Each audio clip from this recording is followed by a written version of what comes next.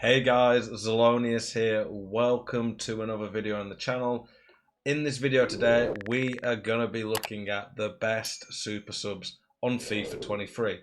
Now, super subs are something I do not see people use enough. Unless you have like an absolutely insane God squad, you need super subs. They're game changing. You can use 5 of them this year. It definitely is more relevant in FUT Champs, the playoffs and the finals, because in those you can go to extra time. Subs in extra time are crazy important. But the other thing about subs is they allow you to press more aggressively because you can lose some stamina knowing you've got some fresh legs to bring on. Now, a lot of people don't realise this, but subs do not get chemistry when they come on. So like if you put an anchor on this Frimpong, he won't get any boost. He'll just still have the same stats. So for this video, and generally speaking with super subs, you want subs who have really high base pace.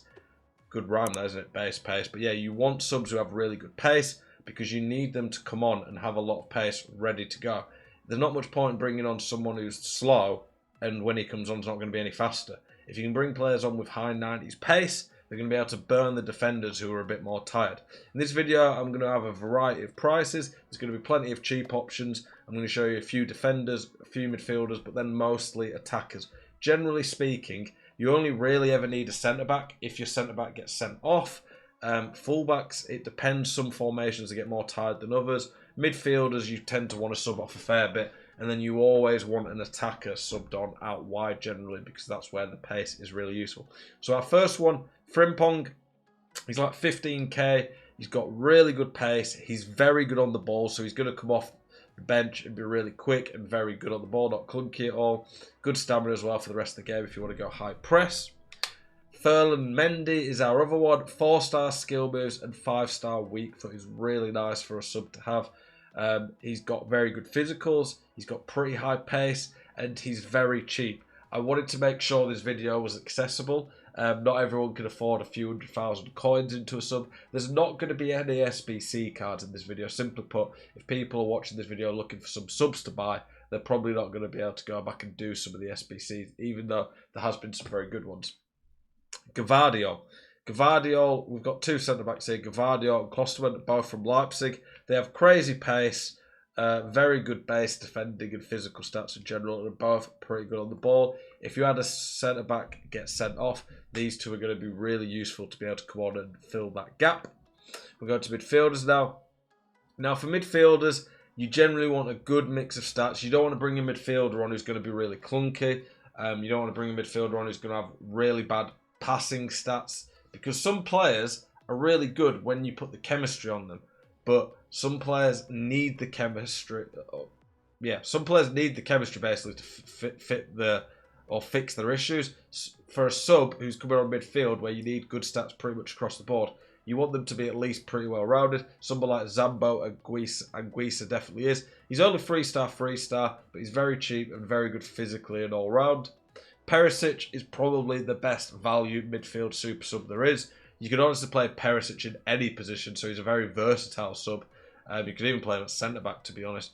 But Perisic, great pace for a midfielder.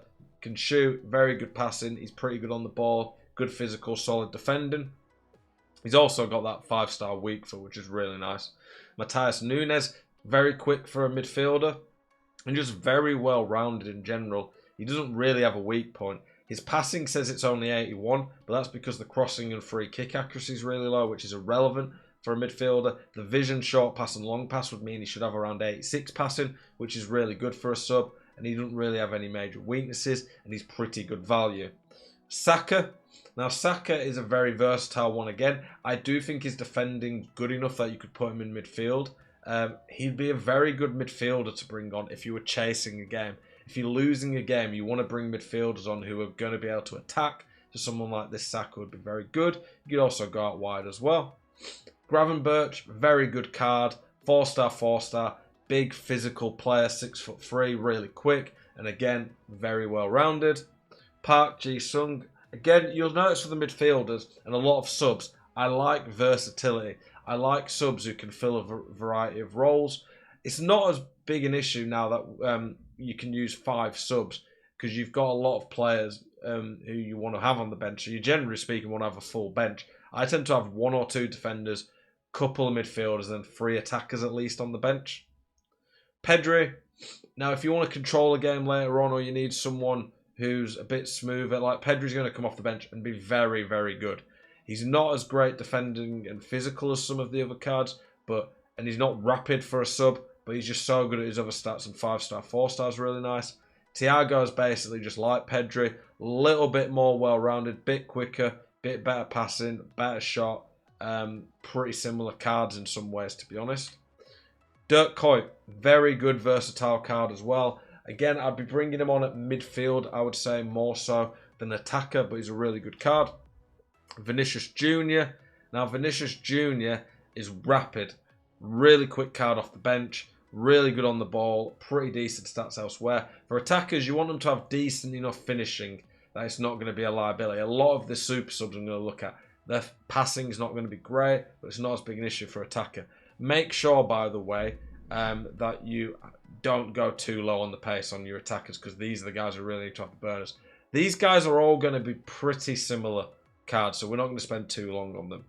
Moses Simon, 98 pace, one of the best value super subs in the game. 98 pace is insane off the bench. 4-star, 4-star is nice. But then that 99 agility and balance is absolutely cracked. His shooting's usable for such a good card. Jumping, so he's not actually too bad in the air. But he's insane on the ball, insanely fast. And his passing and shot is acceptable, I would say. Jonathan Akone, similar to the Moses Simon card, to be honest. A little bit better passing.